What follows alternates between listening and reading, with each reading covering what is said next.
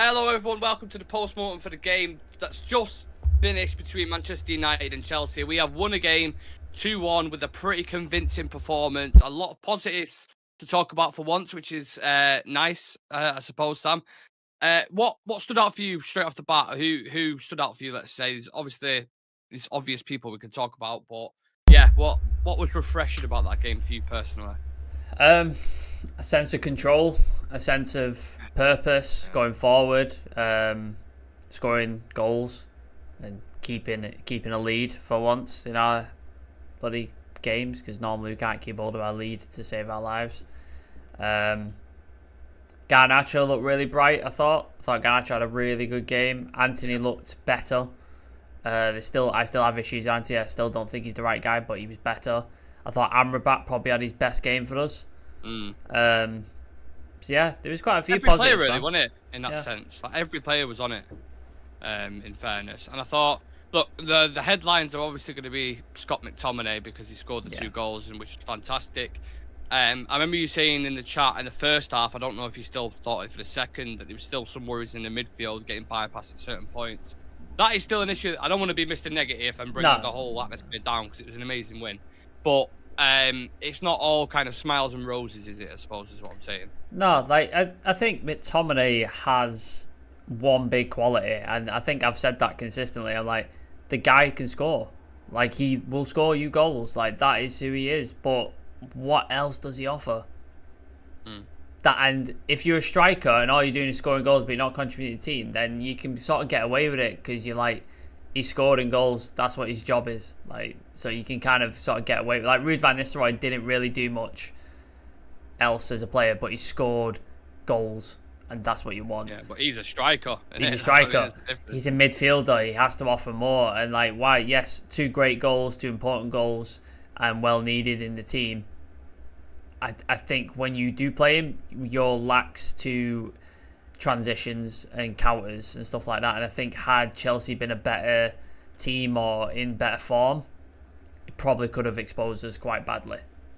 That's my opinion. We said Chelsea would be a mixed bag, and there was a bag of shit today. They was really shit. Yeah. I mean, the build-up from the back, if you thought our build-up was bad, fuck me. Every time Sanchez had that ball at his feet, I was like, we're just he looked worried, didn't he? He looked worried.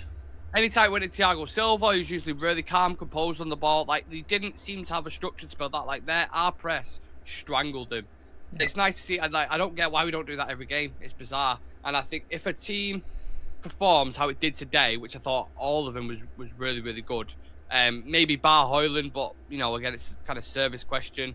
Is he fully fit? You don't really know. But I thought, even like you said, the wingers really, Anthony set the tone with the pressing. Like, that really, really aggressive, was running after everything. I know sometimes, and you probably feel the same, that in possession he gives it away silly. Like, it's just decision making. Decision making, yeah. He's 1-footed. Ali McCoy was like fucking losing it with him on the edge of the box. Like, go to your right there. There's an overlapping run, but he was much better today. Your boy Garnacho, Sam. I mean, if you're ever going to stake a claim to have that left hand side, I know Marcus came on towards the end, but virtually did nothing. That's his side now, isn't it? Yeah. Like, you can't drop him now. Like, he's putting a performance where he's gone, you've given me starts, and now this is my position. Like, that was a performance of, you have to start him now against Bayern Munich. Not Bayern Munich, Bournemouth on Saturday. Like, you have to start him. Because if you don't, then all you're telling him is, you can play as well as you want, mate, but I'm gonna play Rashford. So you have to reward those sort of performances. I would like to have seen Mainu at some point, because I would love to see Amrabat. I want to see Amrabat and Mainu together. Like, that's the midfield pairing I want to see. But obviously, if Scott McTominay scores 2 goals, he's not going to take him off, is he? Like, he's not. Yeah. Like, it's just not going to happen. But yeah, Garnacho really well. Like, ran the channels extremely well. Very unlucky to not score. I think he had like 3 golden opportunities where he probably should have put it away. On another day, maybe he does. Maybe he scores 2 goals. Maybe he scores 3. But yeah, finishing sort of let him down. But yeah, he was really, really good. Got back as well, tracking back as well. Like, he tracked back, made tackles, got involved in stuff. I thought, had McTominay not scored 2 goals, I think Garnacho was in contention for man of the match, personally. I thought he worked his fucking ass off and probably should have scored. If he works on that finishing, he's going to be lethal. He'll be lethal because if he gets those sort of 18 years old. Exactly. 18 years old. But so if he gets those opportunities and he gets his finishing up, he'll like be putting them away in no time. But yeah, really, really well. Really, really happy with Garnacho. The thing I like about him now, I'm starting to see a little bit of maturity in his game. Starting to see him keep hold of the ball a little bit more, not rush into things. But decision making again for a winger is clinical in it because you've got tight spaces. It has to be absolutely bang on. And the players around him supported him really well. Even Luke Shaw in the first half, obviously got moved to centre back in the second half. But first half, I thought Luke Shaw was man of the match for me. Like, he was unbelievable. Every time he got the ball, set the tone, drilled it straight into the feet, overlapping, just showed how much we missed him. And if we could perform like that every single game, we'd give ourselves, half a chance of getting top 5. We're 3 points behind Man City at the minute. Mental. 3 points. Mental. That is fucking crazy, man. Now, it doesn't obviously tell the whole story in its context. I mean, if you look at City's goal difference, it's like 28 or something. We've got, I don't know, 2. But it's just a suggestion to say there that potentially, if you can get just a run going, we could be in contention. Do you think? Well, we were the most informed team in the league before the most recent game, weren't we? Like, was it 5 games out of 6 we'd won, I think. Yeah. Like, we've not drawn a single game. Every game we've either won or we've lost it. So I think, like, that speaks. Obviously, performances weren't there, but like results were there, and like it's a results game at the end of the day. Like, it doesn't matter how well you perform. If you got 3 points on the board and City have got none, that's what counts. That's it at the end of the day. But yeah, that's probably the most promising performance I've seen since the Palace game.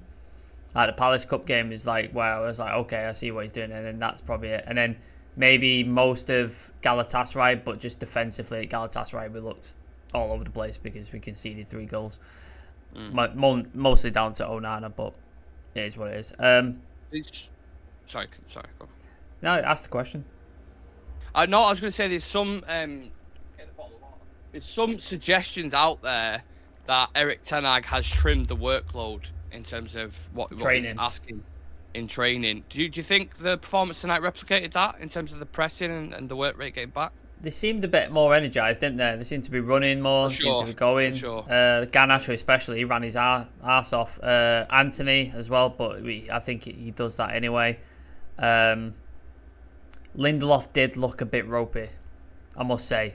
I don't know what's going on with him. He doesn't look good. Anyone trying to blame Onana as well for that goal? Get to fuck. Oh, shut up. Yeah. Lindelof on that defending on that was atrocious. And he looked a bit ropey last game as well, didn't he? Like, he didn't look good. So I don't know what's going on with Lindelof, but I think the midfield is the issue with me. Like, Scott McTominay scoring goals, fantastic, but I think we get played too easily. Like, Chelsea had a number of attacks and didn't really do much with them, thankfully. I think had Cole Palmer not been on there, and they made a fucking big deal about him being a United fan, didn't they? Just went on and on about it the entire game. I was just like, gee, all right, mate, we get it. He's a United fan. So if it hadn't been for him, because Sterling didn't look great. Never has done a good night, has it? But Wan-Bissaka wasn't there to shut him down. So Enzo didn't look great. Like, Chelsea just didn't look at it at all. So yeah, I think we played the right team, and then our performance also stepped up a gear. So I think that's sort of what helped us. Well, you look at the midfield Chelsea had tonight, right? I mean, they're technically in the pivot, 235 million euros they cost. Yep. Sofian Amrabat and McTominay, as much as you want to say about them, free, basically. Yeah. Because Amrabat's on loan, McTominay's academy prospect. Just on Amrabat, Sam, we were not even touched on yet. Absolute monster performance. Yeah. Recovered 11 per balls. I don't know what that is. 11 balls this evening. No one did better. He also won 5 out of 7 duels, made 100% of his tackles. He was much better today. I had questions about. I think we had questions about all of us. It looks a little bit slow. Isn't up to the intensity of the Premier League. But like I said, with the players that are in front of him, people could talk about Enzo and Caicedo and these kind of guys. He looked like the best player in midfield, really, didn't he?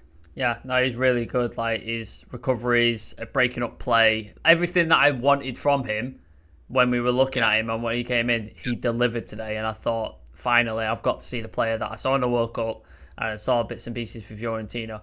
You've got to remember, I didn't remember this, but he's had no pre-season because he basically didn't go on pre-season with Fiorentina, did he? Like he was back in Italy, and he didn't go with him, so he's had no pre-season. So maybe it's just taking him time to get up to speed because he's not had a pre-season, and now maybe we're seeing like the best of him. But yeah, really, really good. I think there was the thing right at the beginning, didn't he, where he gave the ball away and gave Chelsea a chance. Yeah, that was the one slip up. That was the one slip up. But apart from that, I thought he was really, really good. Really, really liked his play, and I hope I see more of him. That I hope I see more of this going forward, because if he plays like that against like Bayern Munich and Liverpool, we're gonna have a really good defensive midfielder option in the sort of centre of the park, which will help us with the sort of attacks that we're inevitably going to face. But yeah, I would like to see Mainu next to him. Like that'd be my ideal. Like especially against Liverpool and Bayern Munich, you might be able to against Bournemouth, you might be able to get away with McTominay. But I think against Liverpool and Bayern, I'd go Mainu and Amrabat because I'd like to see that. Keep getting your comments in, everyone. We are going to dive into it very, very shortly. So throw your opinions in there because we want to talk to you. Just not the last thing, but one of the last things, Sam. Erik Ten Hag coming into this game was under a lot of pressure in it. Like, he just could not get away from it. There was journalists being banned from press conferences, tactics being spoken about, individual players leaking shit, dressing room, like, just all shit that basically a United manager can sort of expect coming into this club because it happens all the time. That win, I know it's not, the be-all and end-all, but that win, and you've got, the Sir Jim Ratcliffe news being announced next week, you just think the pressure coming off, like, it must be huge in it for Erik Ten Hag. Statement win, man. Like, he had to. Like, he didn't have... Like, it's not a must-win game because we're, like... What were we before this? We were, like, 6th, 7th, I think. Now we're, like, 5th. No, yeah. Like, it wasn't a must-win as in terms of, like, if we don't win, it's a bad thing. But it's a must-win in terms, like you said, the pressure and the focus on the club at the minute. Like, with journalists being banned. Some of them quite rightly, in my opinion. Like, I totally agree with Fergie did it all the time. Yeah, fuck him. Yeah, like Fergie did it all the time, and they made a rob for their own back really because they put out a story and they didn't check it with United before they did it. And like United, like even if you do check it with United, they don't have to respond. But at least you then can go out when you put your story out and go, look, we went to United with this story and they didn't put a comment in, so like we did go to them. So they made a rob for their own back really. But yeah, he's stuck with his ideals, he's stuck with his idea, but importantly, he's made some decisions with team members and people. He's dropped Rashford, which everybody's been calling for. Everybody was saying, like, this guy, and he's dropped him. And then he's been proven right because Garnacho stepped up to the plate and he's delivered. Anthony's come back into the team. I'm still don't think he's the guy, but again, he's delivered. I'd say that's probably his best performance that I've seen. Yeah, maybe Barcelona, maybe Barcelona's up there as well. But for Anthony, that's one of the better performances in United shirt I've seen. If he could do more of that, then I think as a squad player, fine. Yeah. But yeah, we can talk on that another time. But yeah, really good win for Ten Hag. It sort of spoils TalkSport's content for the next couple of days, doesn't it? Like, they don't have anything to talk about now. United not being in crisis and what have you.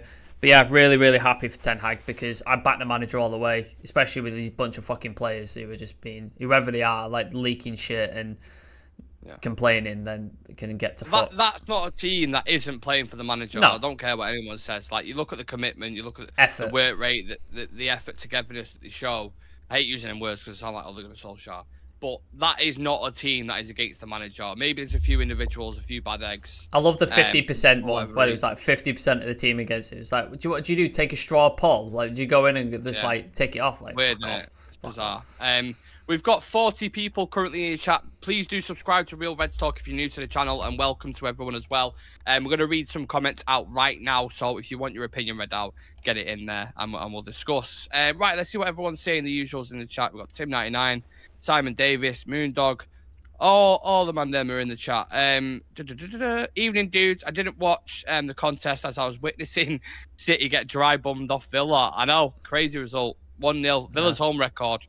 Unbelievable. Emery, man. Emery, you've got to like give that guy props. Give his flowers, Fucking great manager. What a manager. Third in the league now, is there? Or fourth? Unbeaten at home. I think they're unbeaten at home as well. Crazy. Yeah, we play them soon as well. Boxing Day, I think we play them. Madness. Where did you get them headphones from, lad? I don't know if this is going to be a similar one. I remember Ty being asked. Yeah. Do you remember It's like the Arsenal shop. I don't care, mate. Yeah, don't give a shit, mate. Yeah, I don't know if to answer that or not, but because it's Simon, I trust him. I don't actually know where they're from. I just think I don't know. Game, I think. We've got Tim99 saying attack influences seems to be getting better. I agree with that. Cohesiveness, your wing backs bombing on. Midfield, combinations, certain people underlapping. One thing, Højlund is an issue, man. There's no service getting to him. That worries me. It really worries me. He seemed like he was more playing a role of where he's dragging defenders to create space rather than actually, playing it into him. Or I don't know. Sometimes you see these things and it's like they're either still injured or you never know what's going on with the player, do you? So I don't want to be too harsh. No, I don't think he had a bad game. I don't think he was awful. I just worry because he's not scored still, and they're not creating chances for him. I remember one chance in the first half where he put it across the goal, and then Sanchez made a save, and then apart from that, he sort of got into the same position as Scott McTominay when he got his header on. But obviously Scott must have given him a shout or something like that when he was coming in. But yeah, that slightly worries me. But maybe it's too early. Maybe it's too early to sort of start getting worried about it. But yeah. Well, everyone in the chat, let me know who was your man of the match today. I know McTominay will grab the headlines with the goals, but yeah, your decision. Put it in the comment section. I've got a poll on actually. Garnacho and McTominay are currently equal on 39%. 39%. Wow. Amrabat with 18%. So, we've not even mentioned Maguire either. Player of the month. Do you think that's deserved? And two, how do you think he performed today? How do you think he got on? I think it was deserved. We've kept a clean sheet in every game he played in, I believe. Everton for sure. Fulham. Luton. Fulham. Yeah. In the run that they're talking about, it would have been November, right? Yeah. So yeah, I think so. Yeah. Kept a clean sheet. Obviously, the way we were playing sort of suits his style. We weren't playing with a high line. We were playing further deeper, which is his bread and butter. If you're playing with a deep line, defensive line, and having to head balls out and get rid and play out and all that, that's his bread and butter. That's what he's good at, man. Yeah. He's really good at it. West Ham wanted him. Yeah, that's why West Ham wanted him. That's why he played so well at Leicester. That's why England, where originally he worked so well for England, because that's the way Southgate played. Yeah. That's what he's good at, and that's why he looks really good. I think you'll see Maguire exposing his flaws if we start to push that defensive line up.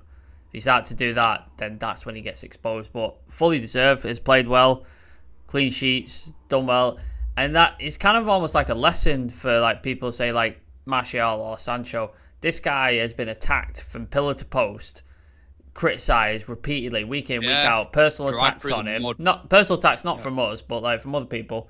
Had captaincy stripped off him, dropped for God knows how many games, and he's come back in, put performances in and not complained once. I know he gives dodgy interviews where he says stupid shit, but he's not late to anything to the press. He's not gone on tirades on social media. He just got on with it, and that's what he's been rewarded with it, man, and fully deserved. So yeah.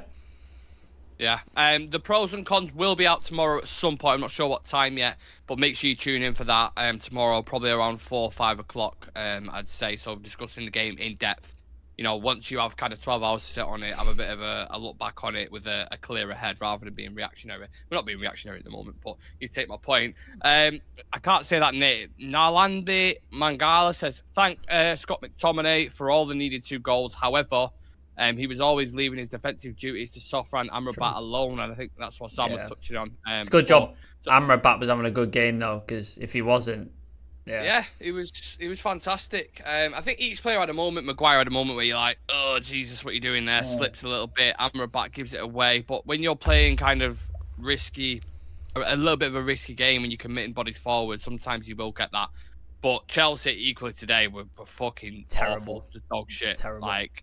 I don't know what their fans are thinking this season, because if you watch United for the past couple of games, they must have thought, and looking at an opportunity, even we thought we'd probably get beat because of the way we were playing. But Chelsea have they been must weird. have watched that game and be they concede like crazy. There's 4 against City they scored, but then they conceded 4, Who did he come back and beat 3-2 at the weekend? Brighton, like conceding 2 goals there. Like they concede a lot of goals, man. Like concede a lot of goals, so that's quite worrying. Especially if you look at their sort of defensive lineup that they've got. Like they've got Reece James, who's arguably one of the best right backs in England. You got Levi Colwell, who's a very, very good centre back. Thiago Silva, who's like well tried and tested. Do you know what I mean? Like I don't know what's going on. Maybe it's the goalkeeper because he doesn't look up to scratch. He looks well uncomfortable. Doesn't look good. Well uncomfortable. Yeah. I was just reading a few quotes from the players coming out tonight. Scott McTominay got asked what was the key in terms of mentality he showed tonight. He said, to be honest with you, the manager, the way he approached this game, a lot of light training sessions to keep us fresh. There you go. So we literally just mentioned that before. The workload seems like it's been trimmed a little bit.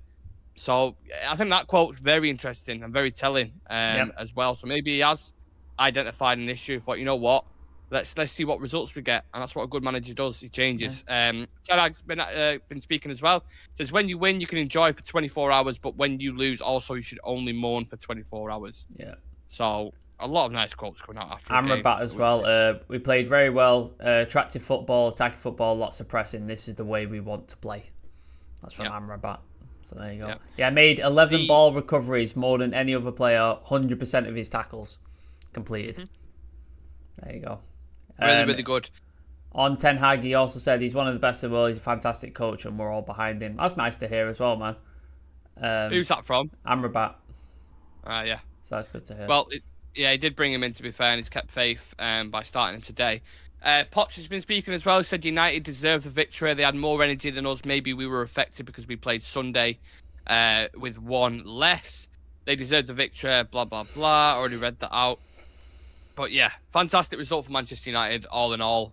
Really, really pleased with it. Where do we currently sit in the table? Let me just double check. I think 6, but we're on the same points as Spurs, but I think they've got a better goal difference, I believe. Yeah, Spurs got a game in hand as well, haven't they? So yeah, we're 6, and Newcastle have a game in hand as well, but I don't know who these guys are playing, to be honest with you. Playing tomorrow, aren't they? Yeah, I just don't know who they're playing, though. Matches, let's have a look. As Ten Hag said, the press should always be good. Not only today, we stepped up in comparison with Saturday. Yeah, God knows they fucking stepped up over Saturday. Oh.